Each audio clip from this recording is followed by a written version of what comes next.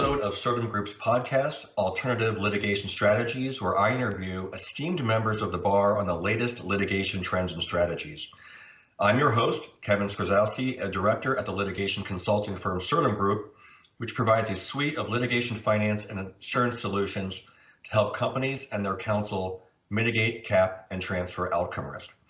Today, I'm very pleased to be joined by Alex Parkinson, a partner at the litigation boutique Kellogg Hansen, Todd, Feigl and Frederick, located in Washington, D.C.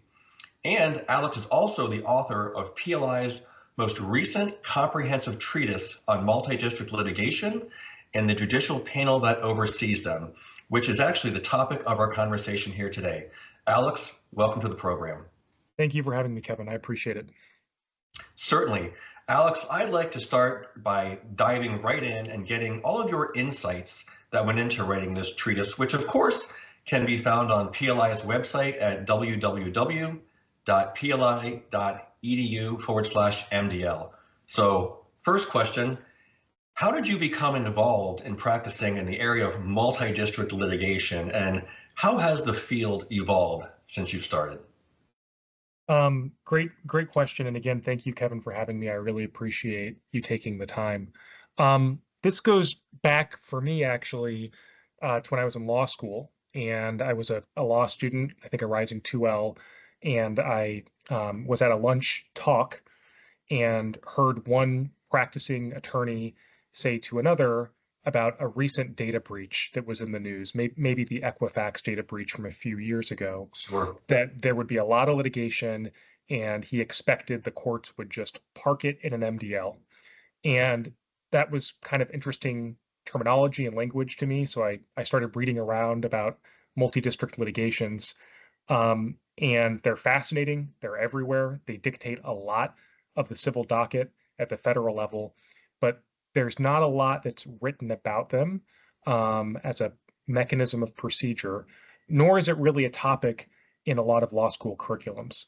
So that kind of started my interest in reading about this area. Cut to, I find myself at this wonderful law firm where I love to practice, and you realize as an attorney practicing at a firm that does federal civil litigation that it's hard not to get involved in an MDL. My firm does both plaintiff and defense side work, and we are constantly litigating cases that are either parts of multi-district litigations or that are affected by related multi-district litigations. And so as my practice evolved, I found that this was a recurring topic in the sort of law that I do. As far as the second part of your question, how are MDLs or how is multi-district litigation evolving? I think my answer is that it's constantly evolving, really, with society. These cases that comprise multi-district litigations really reflect what is happening in the world, for better or for worse. And so if there is a significant plane crash, for example, where there will be lots of claims filed, you're likely to read about it in the context of a multi-district litigation. If there's a data breach, if there's a massive products liability problem, or if there's a hot button antitrust or patent or labor issue. So these multi-district litigations evolve with us as a society and reflect the sort of things that are happening in commerce every day. I think you raised some really excellent points there. I think that the complexity of commercial litigation has definitely continues to proliferate. I know you've mentioned like data breaches, for example. I mean, they continue to consume the market. I know I work in the world of class actions because we offer a class action settlement insurance product, and an incredibly significant portion of those cases are MDLs, and it does consume a massive amount of the federal docket. And you're right, it's not something you learn about in law school. Something that a lot of lawyers still have a lot of professional questions around. So, I mean, what inspired you to write this treatise right now? Was there something about the timing that was an impetus for you to tackle this massive project right now? Good question. You know, it's more about the sort of reading that I was doing, again, going back from law school and then into my practice. I wanted to read as much as I could about multi-district litigations, especially being thrust into a firm that does a lot of this type of work. And so I read what was available, and there are some excellent manuals available. David Herr has a great work called the Multi-District Litigation Manual. But I found that there's actually surprisingly little that's been written about these. And so you can work your way through what's out there, like Mr. Herr's great manual. But then I sort of had more questions and wanted more recent information and found that lacking in the marketplace. And so that sort of spawned this project of writing this treatise.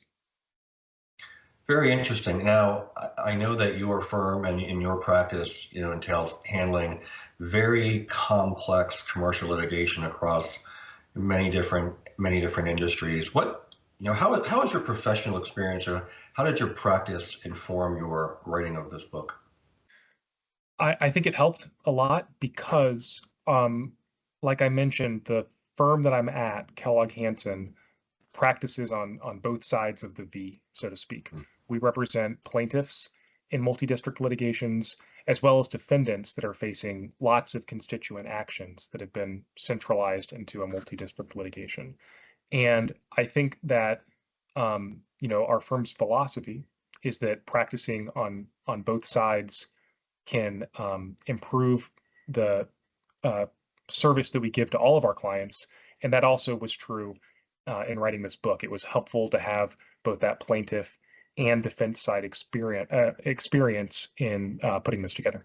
Yeah, I definitely would agree with you. I know in our business, we provide litigation risk transfer solutions on both sides of the V. And when you work on both sides, assuming you clear conflicts, of course, it provides amazing insight into the rationale behind some of the legal strategies and the legal theses that the other side put together. And I think having a practice that is on both sides of the V almost better helps to inform your clients as to the best strategies to pursue. So absolutely. And that is really true in the context of these multi-district litigations, because there isn't a single playbook. Oftentimes we'll have a defendant that is faced with a motion to centralize 24 cases into a multi-district litigation. And the question to ask your client is, what kind of outcome do you want here? Do you want these to be parked into a multi-district litigation, or do you want these to be separate constituent actions? And the answer isn't always obvious, and it can vary by defendant. And having the perspective of litigating for plaintiffs as well can help inform a defender wondering what kind of strategy to put together in that respect. Yeah, I fully agree. So it's hard to put together a playbook for litigation because there's no two cases are the same, but I think you've done a pretty good job in setting out the processes and for MDLs in this. But was there anything that surprised you the most during your research and writing process of this book? Yeah.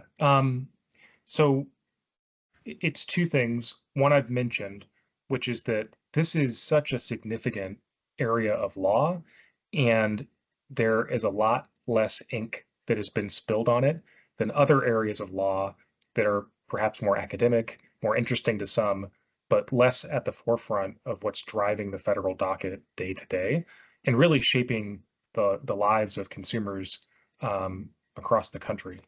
The second thing that surprised me, though, was that this is a very manageable area of law.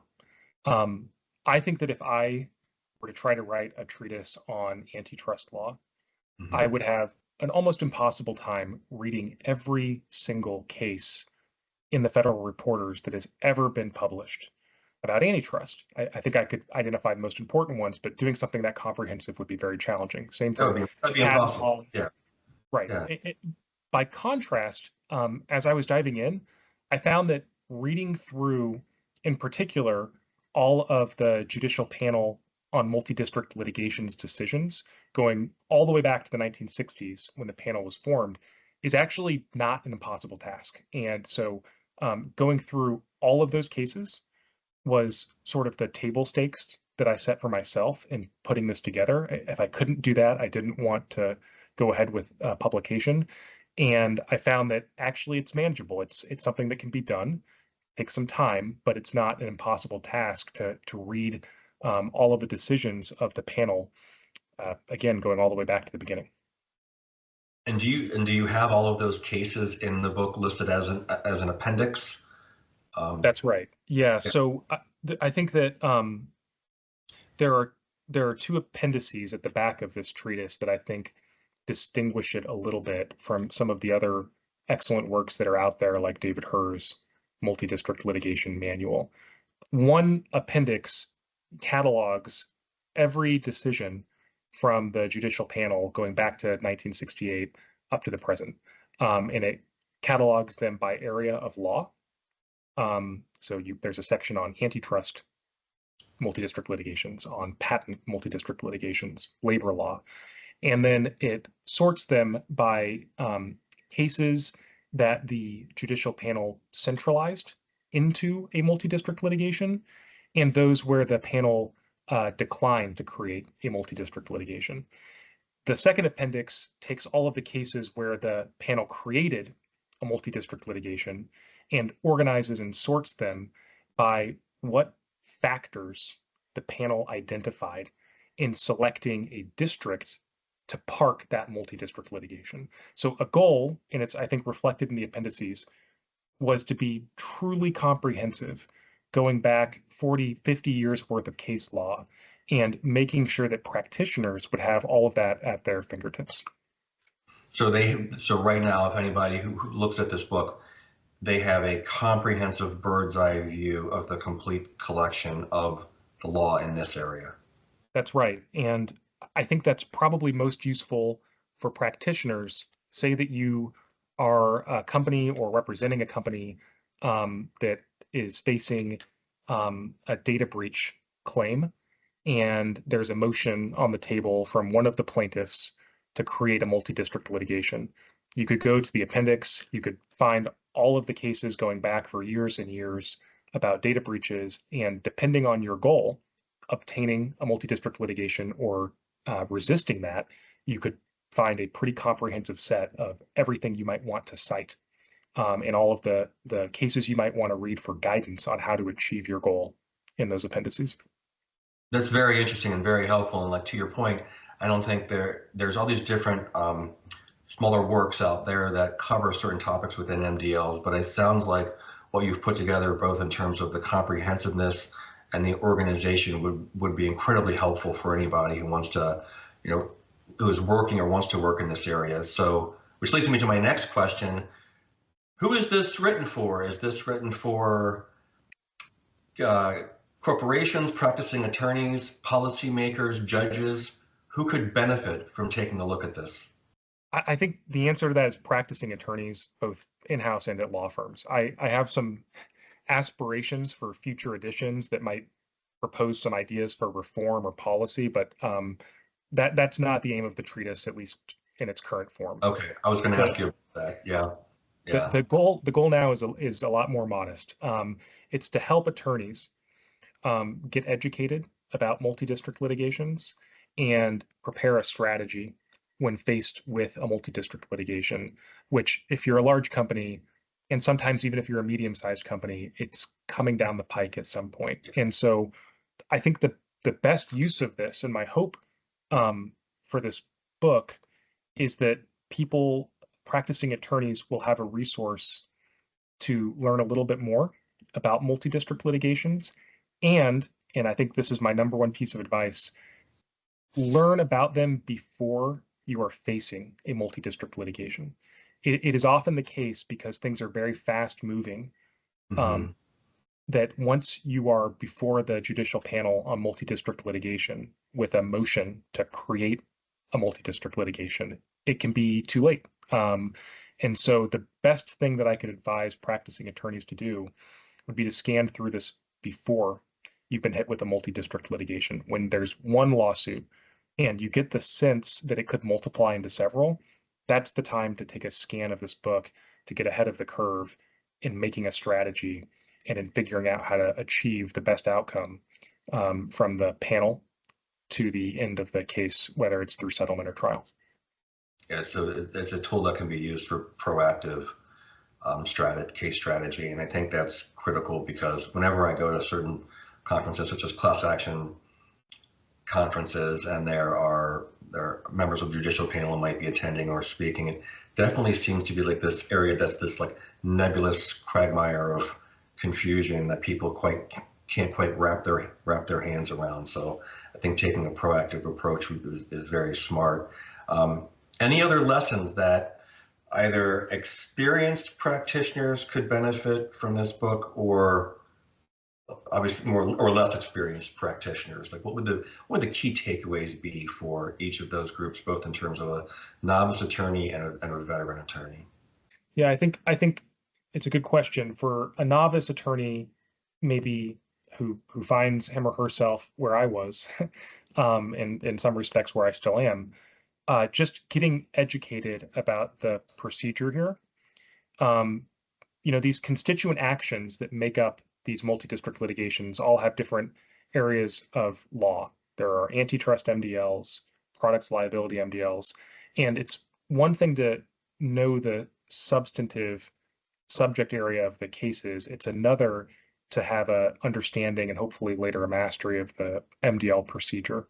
And I think that scanning this book could help someone starting out with that. For more experienced attorneys, I think it goes back to what I mentioned at the start, which is that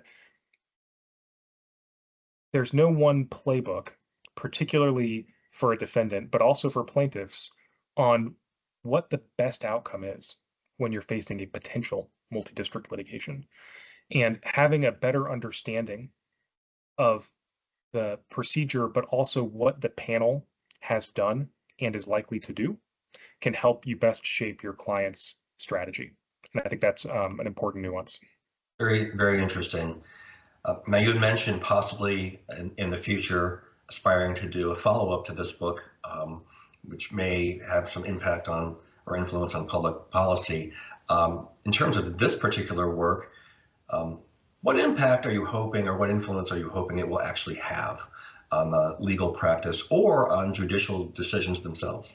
Again, my aims are modest, and so I don't aspire to change judicial decisions or pop up there.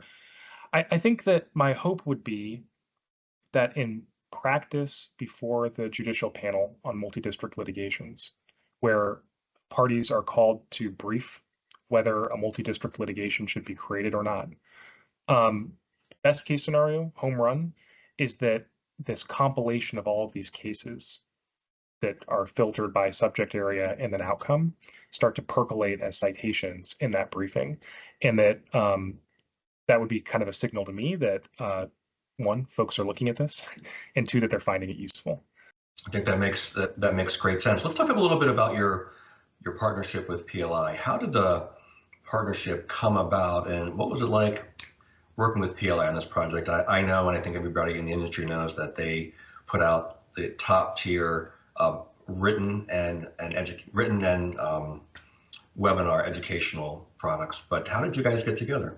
In terms of getting together, I was very fortunate and clerked for a wonderful judge on the Second Circuit, Judge Sack, and he is the author of the leading treatise on defamation, and his publisher is PLI, and he made the connection, and the relationship sort of came out of that. In terms of working with PLI, the one word that comes to mind is patience, and that they had patience with me. They were extraordinarily gracious and understanding and helpful, even when I was maybe not all of those things. And so PLI has been a wonderful partner. I've been fortunate to work with a truly wonderful and helpful and additive editor named Jacob Metric, and it's been very fortunate for me. That's great. I know my company has partnered with PLI to put on various different types of CLE webinars as well, and they are a great industry partner to publish and produce the best thought leadership in the market. Now, you had mentioned them being patient with you. How long did this project take, and how do you juggle a full-time law practice while also doing this, and how different, not just discussing like you're partnering with PLI, but how did you have to work with your firm and taking some time to dedicate to do such a comprehensive project? The answer is it took a long time, several years. My editor, Jacob, and PLI were very, very patient with me through that process. And the answer is that you find pockets of time here and there, and it sort of becomes a hobby so that it doesn't trade off with work, but maybe trades off with other extracurricular activities in your life. And so it's important that you enjoy the process, and I enjoyed the process. I found it interesting and engaging, and so it was something that I looked forward to doing when I had little pockets of downtime. But it's been a long time. I have a picture right over there on my desk of me holding my then 3-month-old son on my chest while writing on a laptop, and I remember that I was working on this project. He's now 6 years old, and so it's been a long time. That is a great story. I love that. Did writing this in any way change how you think about the law in general? Maybe not changed, but it's given me a greater appreciation for the ingenuity and problem solving of our system. MDLs were created way back in the 1960s to solve a problem.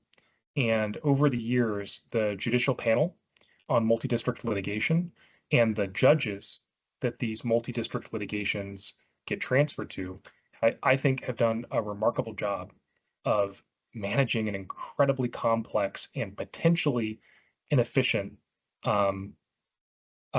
proliferation of cases in a way that helps justice to be done efficiently and quickly.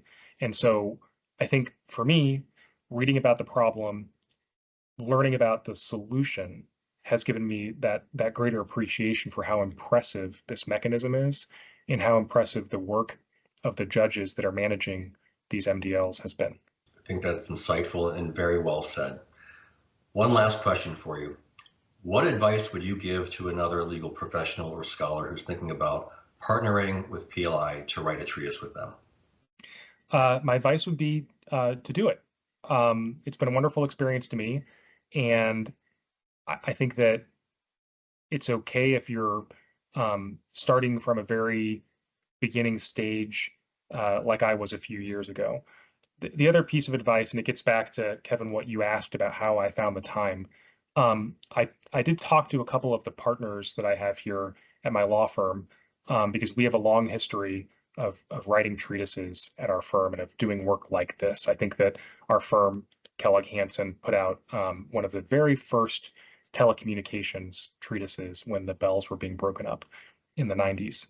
And the advice of my partners was go after it and do it, but be ready to spend some time inside when the rest of the family is maybe running out to the beach on vacations. And that turned out to be true. That happened. I have memories of sitting inside and watching my kids play out of the pool. But if you're comfortable with that, do it. It's been an incredibly rewarding experience. And again, I can't say enough about how wonderful the folks at PLI have been through this process, and I would work with them anytime.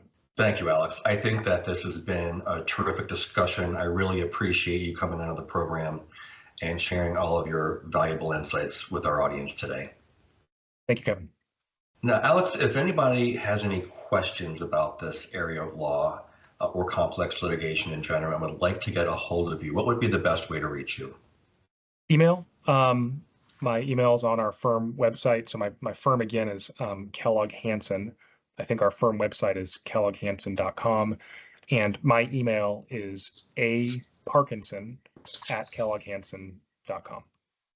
Excellent. And of course, I want to remind the audience that this treatise is available on PLI's website at www.pli.com/edu. And last but not least, I would like to thank the audience, as always, for listening. This program will be available on Certum Group's website at www.certumgroup.com. and also available on Apple, Spotify, Stitcher, and pretty much any place where you listen to your favorite podcast. Thanks again for listening, and until next time.